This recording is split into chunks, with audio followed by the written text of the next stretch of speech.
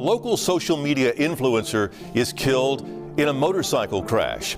Millington police have identified the victim as 50-year-old Jimmy McMahon, who is known as an entertainer and comedian in Memphis. The victim who died at the scene was identified as 50-year-old Jimmy McMahon, also known as Whyte Folkz on social media. They in the city. They in the city. Hey, tell them I said 7, 12, 8, 12, 16, 13, 12. Whole lot of bullshit, never no low shit. Dog told his cameraman, when you're around white folk, never cut your camera off, because if you do, you miss your best motherfucking footage. Hey man, if something happened to you, I can't go to your funeral. You know why? I always want to remember you like I saw you last.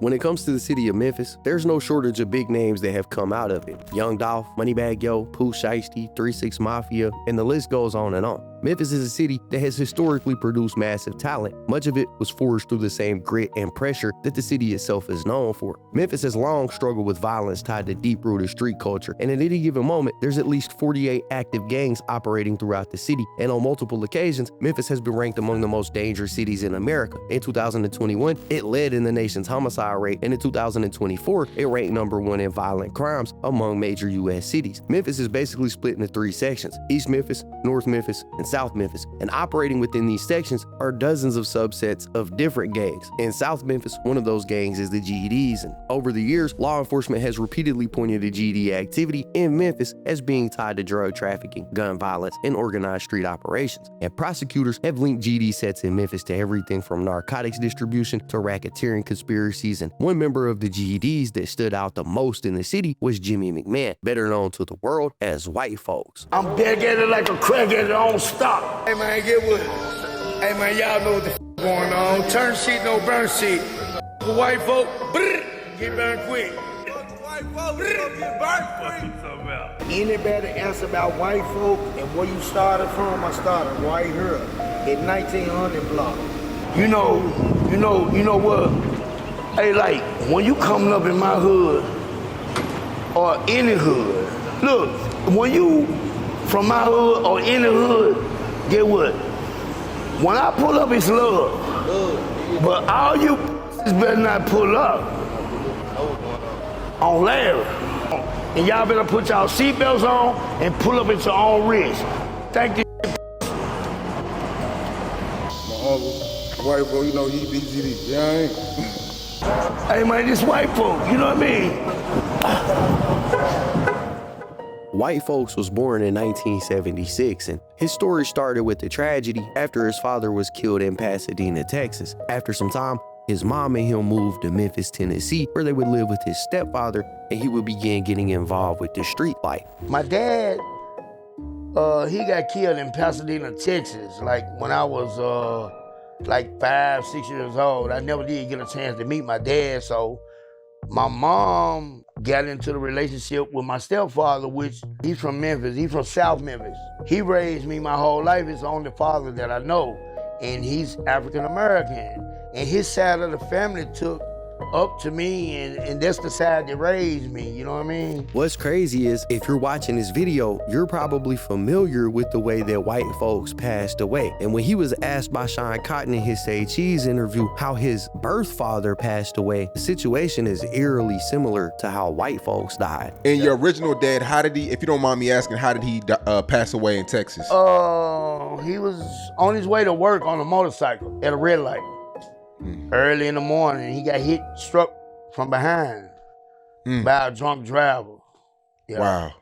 Being in the heart of South Memphis, Whyte Folkz did like many others from his area did, and tried to make a way for himself by hustling early on in life, something that would eventually end in a 6-year prison sentence for manufacturing, possessing, and trying to distribute controlled substances. Whyte Folkz said that when he got out, he knew it was time for a change. While incarcerated, he had picked up the skill of carpentry, and when he got out, he used this skill to try to get away from the life of hustling. So it took me to transition when I went and did that little stretch to realizing the magnificence of life itself. How long did you go to prison for? I did 6 years. And it's been like over 20 years ago. They said possession of a controlled subject, manufacture, deliver, and sell. Yeah, I was swinging, man. I was swinging like Tarzan. I grew up in the streets, so you know we all gonna hustle back then. But all this, you know, I grew out of this.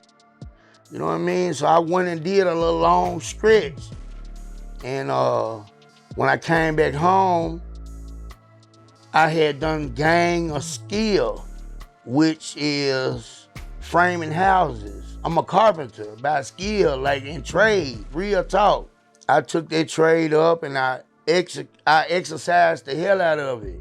So I framed houses, you know what I mean, from the time I was like 18 to they started taking child support out of my check. And I quit this, you know what I mean? I'm like, this. I'm gonna tell you, man, I had filed for my income tax, right? And man, my got intercepted. They gonna tell me to call juvenile court and get my, see if I had anything left over after they hit me. Well, you already know what the results of that was. Man, I ain't get shit. I said, this job. He utilized his skill in carpentry and framing in order to try to build a career out of himself, but like you just heard, he decided that he didn't want to do that anymore once he started getting hit for child support. And I don't know what his child support bill was, but I can only assume that it was probably substantial, given that he himself has said that he has 11 kids. Man, I got 9 grandkids. You know what I mean? Yup, 11 kids. My youngest, my oldest is 30. My youngest is 4. Most of Whyte Folk's kids, 8 of them to be exact, were by the same woman, someone that he was with for over 27 years, with the last 3 coming later in life. Despite that long personal history, Whyte Folkz never really made a name for himself online until just a few years ago. And everything changed when a friend of his decided it would be a good idea to start recording his wild antics and posting them on the internet for the whole world to see. That friend's name was Big Moolah. It didn't take long for Whyte Folkz to start gaining traction and catching the attention of bigger names in the area, including Wicked Films, who took the time to sit down with him and help him produce and release higher quality content across all of his social media platforms. That exposure brought even more eyes to Whyte Folkz, and before long, it felt like every blogger in the world wanted to come out to Memphis and do a hood vlog with. Each appearance amplified his reach even further, and because of his wild, unfiltered nature, nearly every vlog produced moments of natural comedy, and over time, those moments made Whyte Folkz a pillar of Memphis-based content, and people genuinely loved it. Ooh, they blunt big as there first. Like, what the is it? I'm damn near scared. Hey, what's your name, baby? Tricia. Do you want no man? I know you white boy. No, my name yours. You know what, baby? You the reason why I don't like white. You know what I mean? Loud. Remember, so loud. Hey, look wide. Look you so loud. the reason why I don't like white. Wipe out, so loud. I swear to God, you the reason. I'm telling you again. I thought you forget. Hey, baby mama. Hey, baby daddy. When you gonna let me see my children? When you gonna pay your child? I just paid it. I ain't get it. Well, you need to call them white folk. Oh, well, you call them, you white. Nah, I'm like bright and damn no white. Man, if I would have had $5 more, I would have been your daddy. You mean? I'm light, bright, and damn near white, just like you. Talk to him, cause I ain't gonna lie. Huh? You like a gangster Santa Claus. For But real. I am, but I don't give gifts away. What is you talking about? Ain't shit right here, me. When did you know you was a nigga? All my life, I had to fight. Man, I just left the barbershop, right? I told them I wanted this, like a shade, right? They got that right. But man, I looked up, man, they done cut my mother waves at my head, y'all. Yeah, I'm gonna beat his ass up. Few moments later. Rap about trap house. Hey man, if y'all want something soft to play with, in your hand and squeeze it. Bitch! Let's go! GD-Bo! Bailo! GD-Bo! Bailo! GD-Bo! Bailo! GD-Bo! Bailo! GD-Bo! Bailo! GD-Bo! With what seemed like support from the entire city of Memphis and content creators taking chances to make content with Whyte Folkz, his presence started to grow at a very rapid pace. Over time, his videos on YouTube and Instagram have done millions of views. He's gained hundreds of thousands of followers, and it seemed like he had finally made a way out for himself. But as he grew in popularity, people started to show concern for his way of life. For example, he was rarely seen without his coveted bottle of gin that he seemed to be sipping on at all times. Do you drink every day? Oh, no. No, not every day. Just all day. But he didn't let people's worries slow him down from making content. He just kept the ball rolling, and not everything was meant to be comedy. Sometimes he would just make videos where he tried to inspire the youth and give advice, but even that came off as comedic just because of who Whyte Folkz was, even when he was trying to make valid points. Hello, world. Hello, world. Hey, man, some word of wisdom from Whyte Folkz. And y'all better listen. Put your mother seatbelt on when I tell you this. If anything's ever been broken in your life, do me a favor. Don't never try to fix it. That shit. Cause if you try to fix it, you only gonna be torn, scarred, and hurt. You heard? Hey, look, cause it'll never be the same again. Them pieces break, or that mirror, and they fall right here. Man, you can't put this back together. And they didn't put Humpty Dumpty back together. So quit believing these nursery rhymes and trust and believe what Whyte Folkz telling you. Hey man, I'm out of chunk.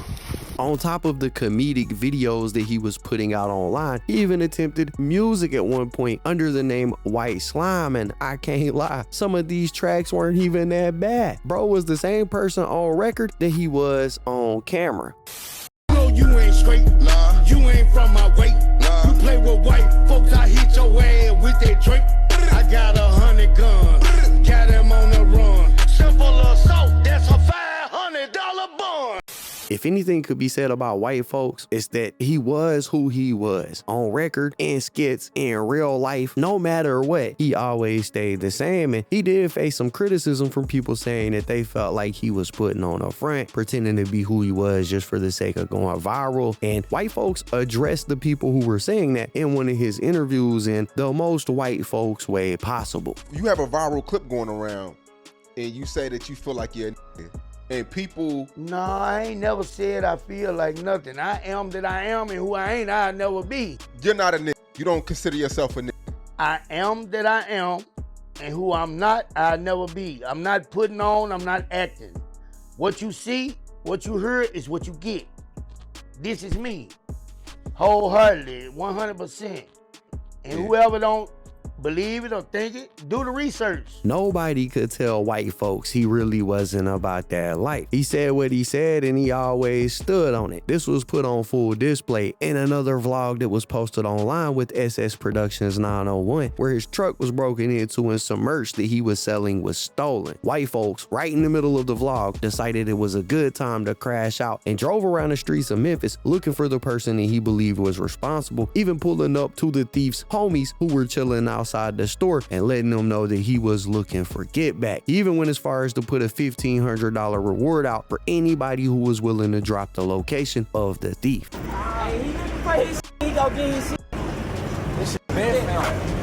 on, bro, let roll. If I see him outside, I'm gonna dump him down. He be in front of them requirement. Look, go straight ahead. Go straight ahead. Slow down, slow down. Pull up in this though. Come on, unlock the door. Come up.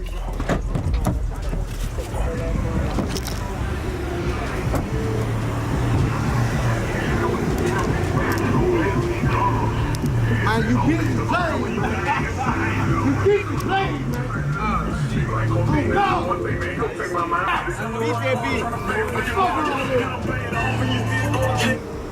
Man, this going down, bro. I don't give a f. My state number 213107. You hear me? And I ain't scared of shit. That bitch played, bro. Hey, nephew, jump out with that drink. Hey, man, the played, and get what? Tell him he gonna die, bro. He gonna die. You gonna see that? He gonna die, bro. I get it. Third, folks. I got 1,500. Whatever they said, man. You feel? Real talk. Anybody know what the Antoine said? You hear me? How much you got? 15. You hear me? 100. Never say he got 1,500. Right. It ain't even my money, it's his money. He got 1,500 to drop that boy location. Straight like this. It's all. For the world, Whyte Folkz was just another internet personality, but to him and the people around him, it couldn't get any realer. He was really tapped in with real GEDs and was really willing to put work in. And eventually, it would all catch up with him when he was tied to an armed robbery case a long way away from Memphis, all the way in Las Vegas. Police said the robbery happened on the Strip back in 2021. Whyte Folkz and two of his homies robbed a victim of 2 iPhones and a car key that was valued at around $6,700, and they were arrested later that day. Whyte Folkz was sentenced to 19 to 48 months in prison in June of 2021, but it was suspended and he was given probation. He later transferred his supervision to Tennessee, where he fled in November of 2022. He did the next few years on probation with no problem until November of 2025, when he was wrapped up in a massive sting operation in Memphis, aptly titled Operation Memphis Safe. U.S. Attorney Pam Bondi says authorities arrested almost 300 people since the start of that task force and seized some 73 illegal guns. Along with the arrests from that task force, Memphis police also say they made 167 arrests last week. Numbers are from the Memphis Mayor Paul Young in his weekly newsletter released Friday. So with local and federal agencies involved in these arrests, some are wondering if the suspects will go through federal court or state court. Shelby County District Attorney Steve Mulroy says his office is preparing to handle that increase in cases. Only 20% of the arrests are expected to go through the federal court, meaning state prosecutors and judges will have to handle the majority of the caseload. At first, Whyte Folkz absconded from these charges, but on November 25, 2025, he was finally arrested. He quickly paid his bond and then was released back into the public. Shortly after this, we started seeing reports come out from people that were close to Whyte Folkz, like his manager, saying that he had entered a rehabilitation program and was looking forward to continuing his life while practicing sobriety moving forward. And it looked like Whyte Folkz might be about to have a redemption arc, but not all redemption arcs get the time to fully develop. And in Whyte Folk's situation, his journey would be cut short after he was involved in a terrible motorcycle accident. On January 19th, 2025, police responded to reports from callers reporting a motorcycle crash on the 4700 block of Saratoga Avenue in Millington, which is about 15 miles away from Memphis, at around 4:45 in the afternoon. When they arrived, they found 50-year-old Jimmy McMahon, or Whyte Folkz, laying on the ground. It was clear that he had lost control of the bike and then slammed into 2 different cars that were parked on the road, and he died as a result of his injury. The victim who died at the scene was identified as 50-year-old Jimmy McMahon, also known as Whyte Folkz on social media. He was known in Memphis as a comedian and rapper who often went viral on the internet for his jokes and entertainment. His booking manager, Kentucky Boy, tells WREG he spoke with McMahon Monday, just moments before that deadly motorcycle crash. Seemed like it was untrue because I just talked to him. I'm the one that woke him up yesterday, because when I called and when he answered, he was still in the bed. And I was like, what are you doing still in the bed? And it's like 4 or something in the evening. McMahon's manager says he told him he was recovering from a recent hospitalization for respiratory issues and would call him back later that night. Oh, I was just hurt. You know what I'm saying? I was hurt. I really didn't know what else, what really to say. When my people called me and told me, I really couldn't even talk to him. I just want him to be remembered as an entertainer, man, funny, lovable, you know what I'm saying? a comedian. The cause of the crash remains under investigation. Now here's where things would take a turn, because according to the news reports, he lost control of the motorcycle. According to that news clip, it was still under investigation as to what actually happened. But Whyte Folk's son, Jimmy McMahon Jr., went online and claimed that Whyte Folkz was being chased by the Millington police. He said, so my daddy was not drinking and he was not drunk. The Millington police was chasing him, and that's what led to his death. And this happened at 5 o'clock. I didn't make it to the scene till 7, and my daddy was still laying in the middle of the street without an ambulance in sight. Nothing but police standing over him. Now, that's what his son says, but there's been no evidence to support that aside from his son saying it. And you immediately had people responding, you know, claiming that they believed he might have been drunk, because you always seen him with a bottle of gin. And there is videos online of Whyte Folkz getting on his motorcycle and taking off on it while he does appear to be under the influence. However, like we discussed, the people around him say that after he was released from jail, he was sober and he was trying to enjoy his sobriety. So who really knows what happened? And the police haven't really made a statement addressing this particular claim. Either way, a few days later, what seemed like the whole city of Memphis came together to do a balloon release party on behalf of Whyte Folkz. And of course, they recorded video here, and you can just really tell that everybody in the community who actually knew Whyte Folkz had love for him. I love and respect to everybody that's out here. And Happy New Year to everybody, man. It's a heartbreaker right here, but y'all just got to know. White folk will love all over the world. When I say all over the world, all over the world. And he definitely put on worldwide. It didn't matter who he was around. Even if it was blood, Crips, Latin Kings, whatever. Vice Lords, it didn't even matter. But he showed love all the way around, man. Even when the ones doubted him, all this, that nigga just drink too much, this and that, this and that. But everybody loved him around the world, man. That's a legend. You know, sometimes we don't even know our position until we gone. You feel what I'm saying? Or the impact that we put on others. Whyte Folkz was definitely a legend in his city by the time he passed. He made people laugh, he made people happy, and he was wholesome for the most part. Like most guys from the street, he had his downfalls, but when he did good, he tried to do good to the max. And hopefully that's what people will remember Whyte Folkz for. But that's what I got. That's the story. Y'all gotta let me know what y'all think about it in the comments down below. Don't forget to hit the like button, subscribe, tap the notification bell so you get notified every time I upload a video. And as always, it's been fun rocking with y'all, man. I'm out.